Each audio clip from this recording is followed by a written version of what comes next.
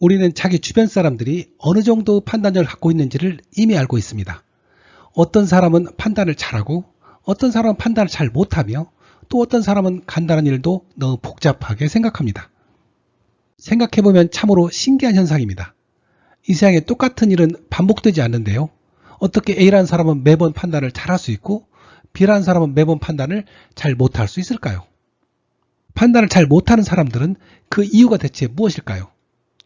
그들을 하나씩 살펴보면 결코 멍청해서 그런 것도 아니고 사회생활을 안 해본 사람들도 아닙니다. 겉으로 드러나는 뚜렷한 이유가 별로 없는 것이죠.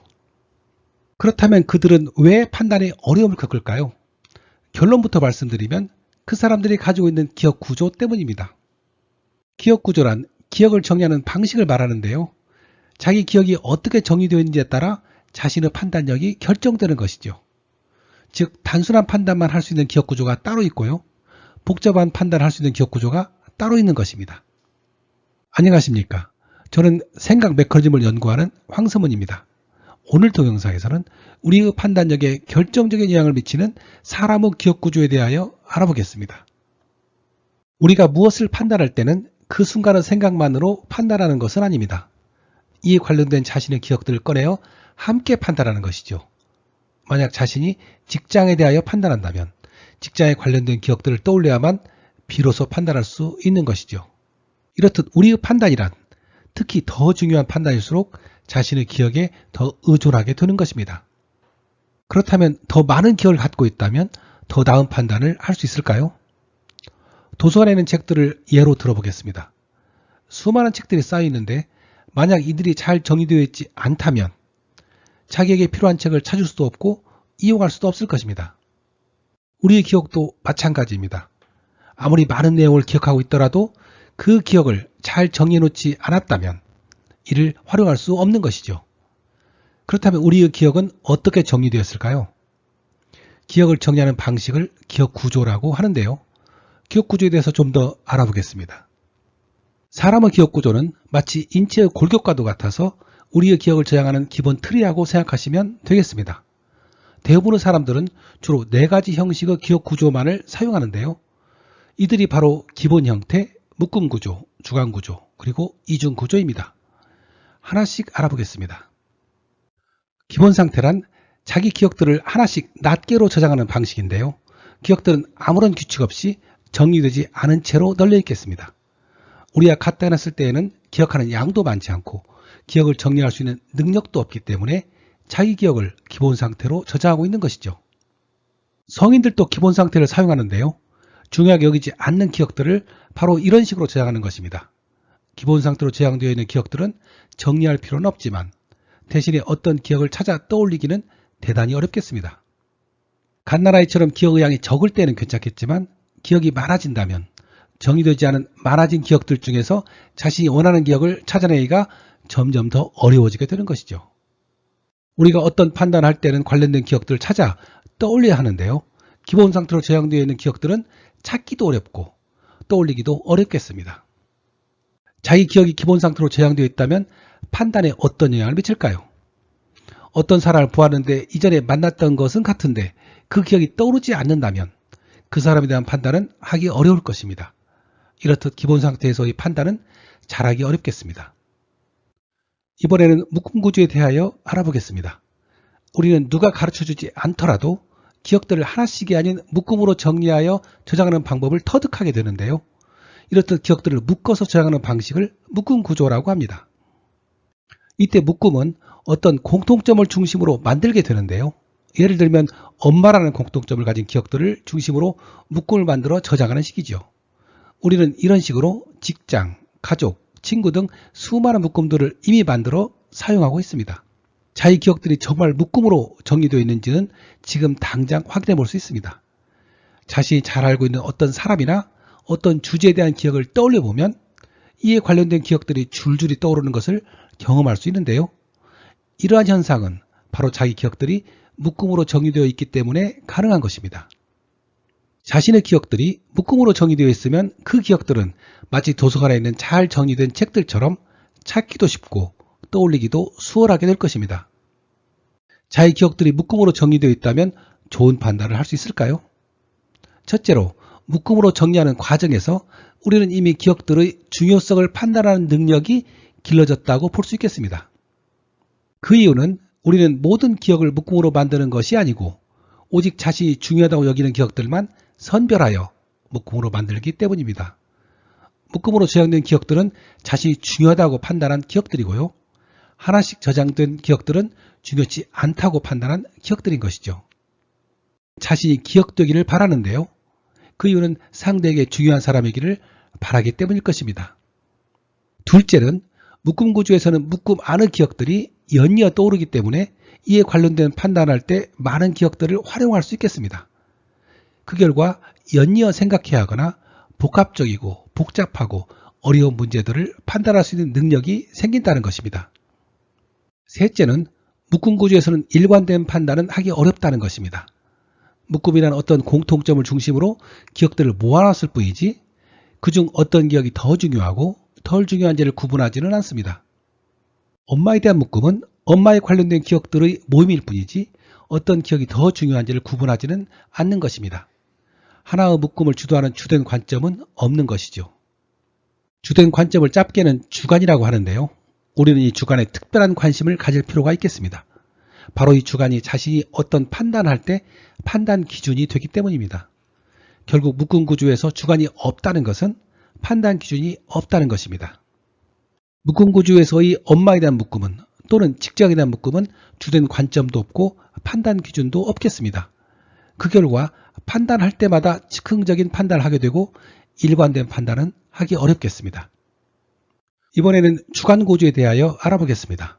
묶음 구조에서는 주관도 없었고 판단 기준도 없기에 일관된 판단을 할 수 없었는데요.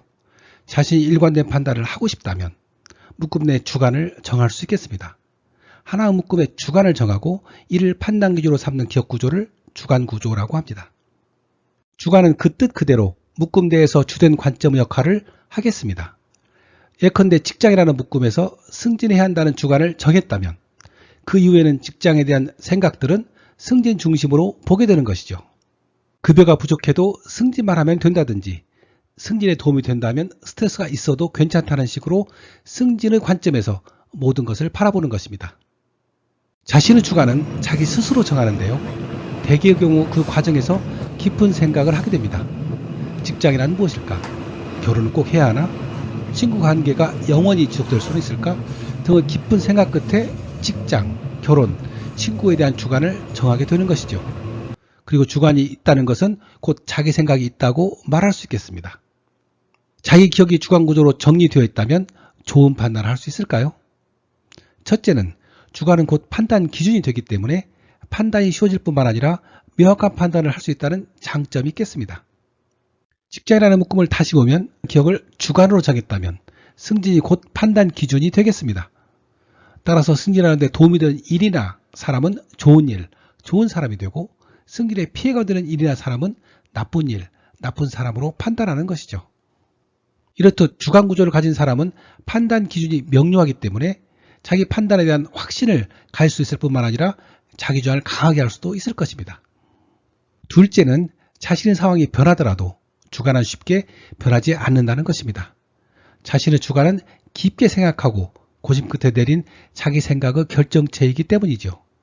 그 결과 주관 구조를 가진 가난했던 사람은 부자가 되어도 가난했던 시절의 생각이 바뀌지 않고요. 선생들은 퇴직한 후에도 기회만 되면 여전히 타인을 가르치려 드는 것이죠. 셋째는 주관 구조를 가진 사람은 자기 생각이 옳다고 굳게 믿기 때문에 상대의 생각을 잘 받아들이지 못하고 자기와 생각이 다른 사람을 포용하는 능력이 떨어지게 됩니다. 사람은 노인이 되어갈수록 주관이 뚜렷해지는 경향이 있는데요. 주관이 뚜렷한 노인들은 서로 잘 소통하지 못하고 자주 다투게 되는 것이죠. 넷째는 주관 구조에서는 일관된 판단을 하기 때문에 상관된 상황에서도 역시 동일한 판단을 내릴 수밖에 없다는 것입니다. 상황에 맞지 않는 판단을 할 수 있는 것이죠. 예를 들어 설명해 보겠습니다. 어떤 공무원이 법 집행을 하는 데 있어 엄격을 주관으로 정했다면 그의 모든 판단은 엄격하게 할 것입니다. 서로 억울한 경우를 보더라도 또는 법이 현실에 맞지 않더라도 전혀 융통성을 발휘하지 못하고 법 적용을 엄격하게 하는 것이죠. 주관구조에서는 상반되는 상황에서도 동일한 판단 기준을 적용할 수밖에 없는데요. 이에 대한 해결책으로 각각의 상황에 적합한 주관을 따로 만들어 사용할 수 있겠습니다. 이렇듯 두 개의 주관을 갖는 기억구조를 이중구조라고 합니다. 이중구조가 만들어지는 과정을 보면 대개의 경우 주관구조를 가지고 있던 사람이 또 하나의 주관을 추가함으로써 만들게 됩니다. 공무원 A의 사례를 다시 보겠습니다. A는 원래 법은 엄격하게 적용되어야 한다는 주관을 가지고 있었습니다. 하지만 자기 가족이 법적인 문제로 어려움을 겪게 되자 법 적용은 상식과 관례에 따를 수도 있다는 생각을 하게 되었습니다. 원래 가지고 있던 주관에 또 하나의 주관이 추가된 것이죠. 이중구조를 갖게 되면 이전의 기억구조와는 다르게 작용 원리가 조금 복잡해지겠습니다. 이중구조는 하나의 묶음에 두 개의 주관이 있지만 하나의 상황에서는 하나의 주관만 작용하겠습니다. 첫 번째 주관에 작용할 때 다른 주관은 마치 일반 기억처럼 취급되어 전체적으로는 하나의 주관이 있는 것처럼 작용하고요. 두 번째 주관에 작용할 때에도 마찬가지로 다른 주관은 일반 기억처럼 취급하는 것이죠. 어떤 한순간의 주관은 하나인 셈입니다. 자기 기억이 이중구조로 정의되어 있다면 어떤 판단을 할 수 있을까요? 첫째로 이중구조에서는 정반대의 서로 다른 상황에서도 각각의 상황에 적합한 판단을 할 수 있겠습니다. 그 이유는 물론 자기 주관들은 각각의 상황에 맞추어 만들었기 때문입니다. 이중구조를 가진 공무원 A의 경우 타인에게 법적용을 해야 되는 상황에서의 주관과 자신에게 법적용을 해야 되는 상황에서의 주관이 다르기 때문에 타인에게는 엄격하게, 자신에게는 너그럽게 법적용을 할 수 있겠습니다. 둘째는 이중구조를 가진 사람은 어느 하나의 상황에서만 본다면 아주 적합한 판단을 내리는 듯 보이지만 그 사람 생각 전체를 떠올려 본다면 자신의 판단에 서로 상치되거나 모순되거나 스스로를 부정하는 판단을 할 수 있다는 것입니다. 이중구조를 주로 사용하는 정치인이나 사업가들, 사기꾼들에게서 흔히 볼 수 있는 현상이죠. 지금까지 기억구조와 판단에 대하여 알아보았는데요. 그렇다면 자기 자신은 어떤 기억구조를 가지고 있을까요? 우리들은 하나의 기억구조가 아닌 여러 개의 기억구조들을 혼합하여 사용하고 있는데요. 그 이유는 기억들의 용도가 다르고 개인 간의 차이도 있기 때문입니다. 기억들의 용도에 적합한 기억 구조들을 보면 다시 떠올릴 필요가 없는 기억들은 기본 상태로 저장하고 다시 떠올려야 하는 기억들은 묶음 구조가 적합하며 자기 생각을 개입하고 싶은 묶음은 주관 구조를 사용하고 타인의 생각을 활용할 목적이라면 이중 구조를 사용할 수 있을 것입니다. 물론 어떤 기억이 중요한지 자기 생각을 개입하고 싶은 부분은 무엇인지는 개인에 따라 다르겠죠. 이와 같은 기억 구조 활용에 대해서는 다음 동영상에서 이야기해 보도록 하겠습니다. 오늘은 우리의 판단에 결정적인 영향을 미치는 사람의 기억 구조에 대하여 알아보았습니다. 이 동영상이 생각을 이해하는 데 도움이 되었다면 구독과 좋아요 꼭 부탁드리겠습니다. 지금까지 시청해 주셔서 감사합니다. 그럼 안녕히 계십시오.